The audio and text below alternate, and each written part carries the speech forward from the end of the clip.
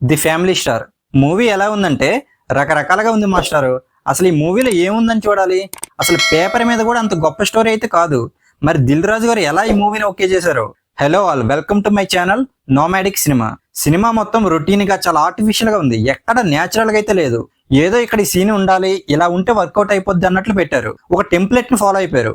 ఇంకా కథలోకి వెళ్తే ఒక మిడిల్ క్లాస్ అబ్బాయి తన ఫ్యామిలీ కోసం బాధ్యతలు తీసుకొని లైఫ్ ని లీడ్ చేస్తూ ఉంటాడు.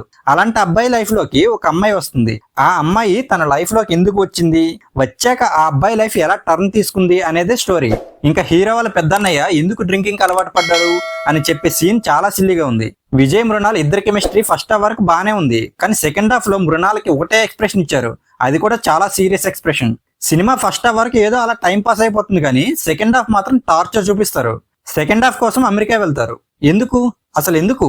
ఆ వెంచర్ ఏదో ఇండియాలో చేస్తే బడ్జెట్ అయినా తగ్గేది కదా. వెన్నెల కిషోర్ గారు ఇలాంటి పనికిరాని క్యారెక్టర్స్ ఎందుకు చేస్తున్నారో అర్థం కావడం లేదు. ఇంకా క్లైమాక్స్ లో హీరోయిన్ తో ఒక భజన స్పీచ్ ఉంటది, అది మాత్రం అమ్మ బాబోయ్. ఇంకా గోపి సుందర్ పాటలు అంత గొప్పగా లేకపోయినా పర్లేదు, బానే ఉన్నాయి అనిపించింది. ఇంకా డైరెక్టర్ పరశురామ్ గురించి చెప్పాలంటే గీతా గోవిందంలో తీద్దాం అనుకుని బొక్కబొర్ల పడ్డారు. అసలు ఏ మాత్రం ఎంగేజ్ చేసేలా తీయలేకపోయారు. ఇంకా ఓవరాల్ గా మూవీ గురించి చెప్పాలంటే గీతా గోవిందం లాంటి సినిమాని ఎక్స్పెక్ట్ చేస్తే మాత్రం ఖచ్చితంగా డిసప్పాయింట్ అవుతారు.